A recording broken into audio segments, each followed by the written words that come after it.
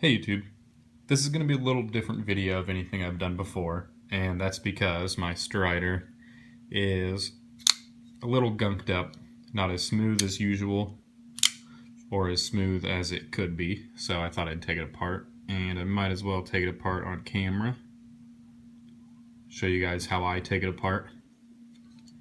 And I've only taken apart this strider one time, so we'll see how I do it on camera. So for the pivot of a strider, instead of just Torx bits, you have these, I think they're called chainring bolts. There you go. So you can see you need the spanner tool for one side and an Allen key for the other side. So 1/8 inch for this side. And instead of buying a strider tool or a hinderer spanner tool, I just made mine out of thin, shitty sheet metal, but it seems to work all right. Because I'd rather do that than have to buy my own spanner tool.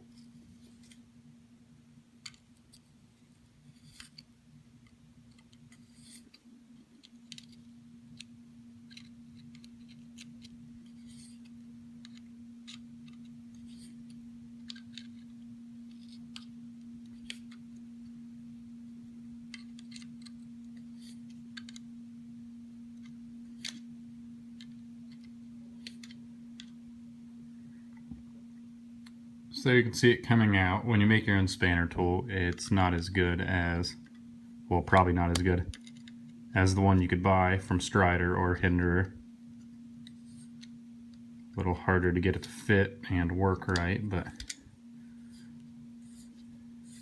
does enough of a job to actually get it undone. So there's one side of the pivot and the other side. There you can see no pivot.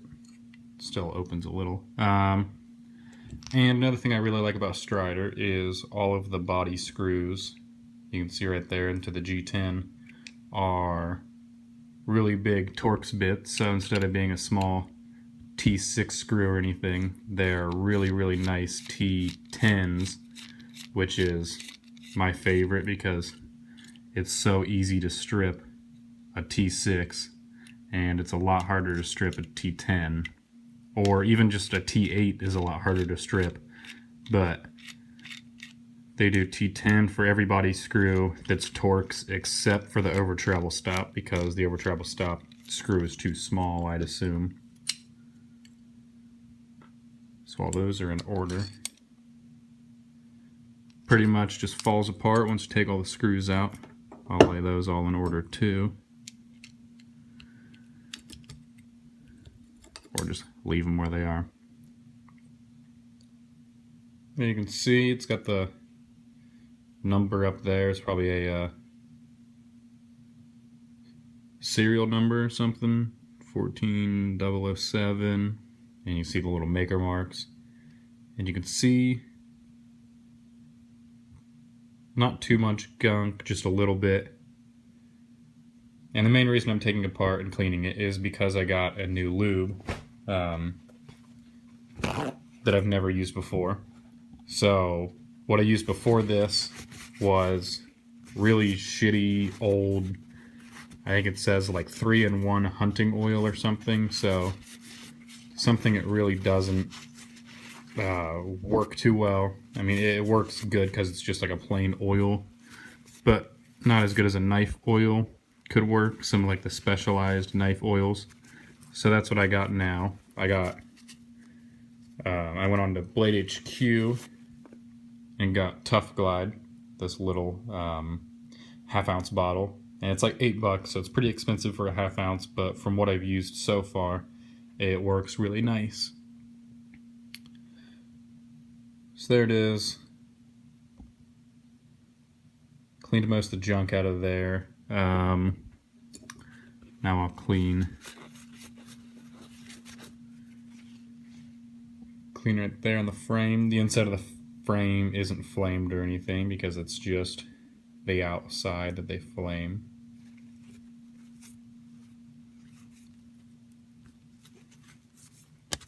Might as well clean all the pocket lint off it and clean the detent off. Let's see if I can get a nice zoom in of the...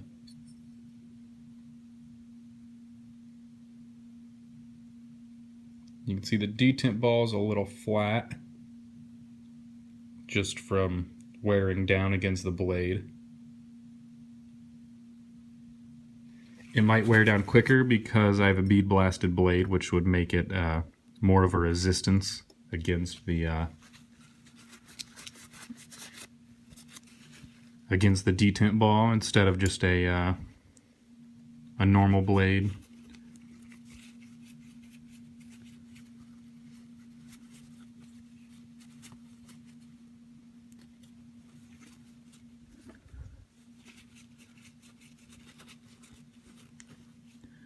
Okay, so I wiped down most of the pieces.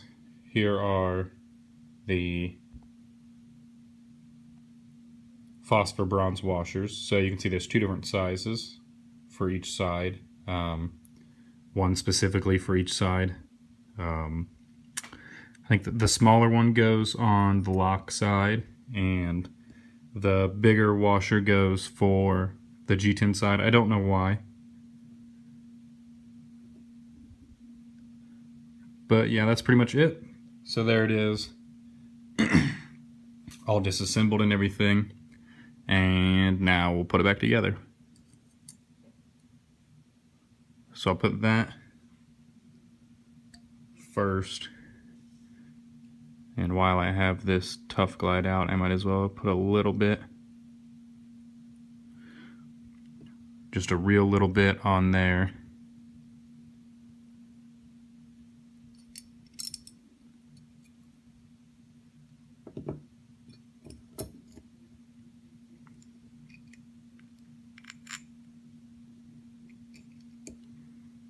So I don't disassemble my knives too much because I don't hard use them, so they don't require much maintenance.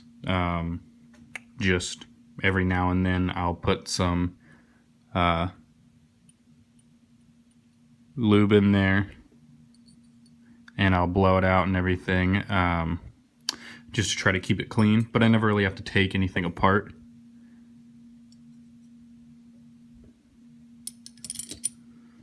So I'll start with the body screws. And what's another thing nice about the Strider is, instead of having Torx on each side, you have these little kind of cap screws that it screws into. So these go down into the frame, and you just take your Torx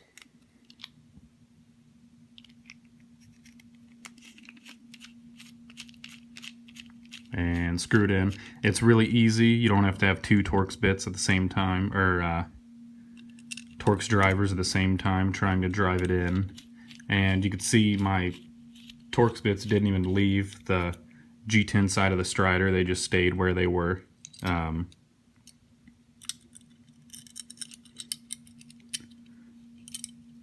at least two of the three did, so you didn't even need to take those out.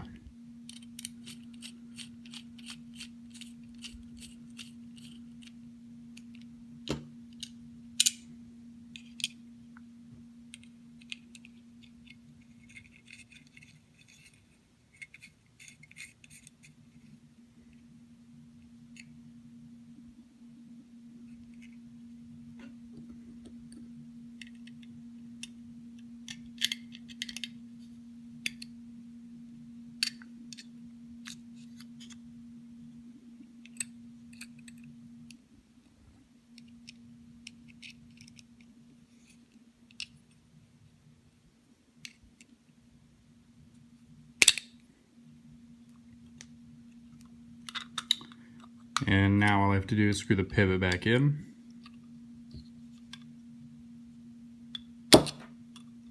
Oh, something must be wrong.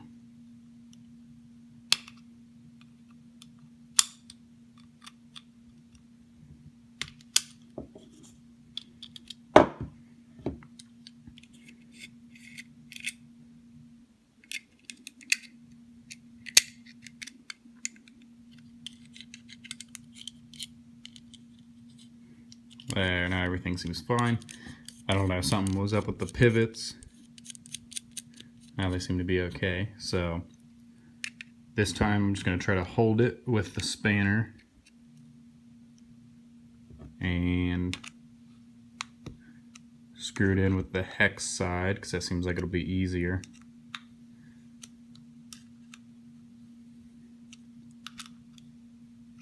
So there it goes, all back together, and without adjusting or tuning it at all yet, you can see just a little bit off center, so just a little too tight right now. Now I can get it where I want it.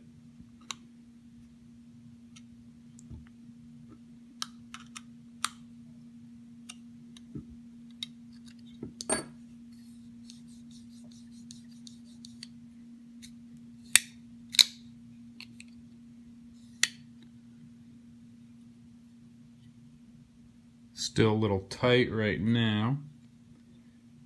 Still a little off center there. See if I can fix that.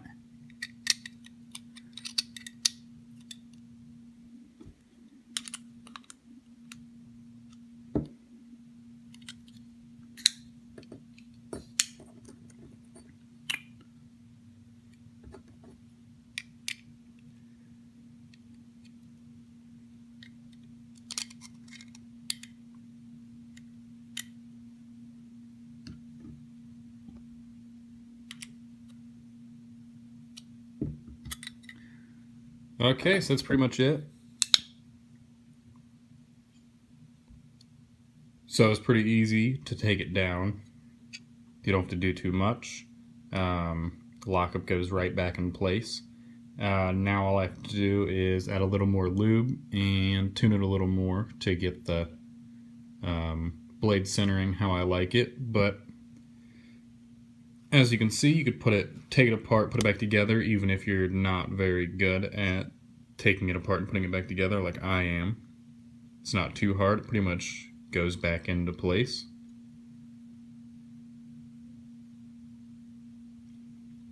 And that's pretty much it. So don't forget to like and subscribe and check out the other videos on my channel. And thanks for watching.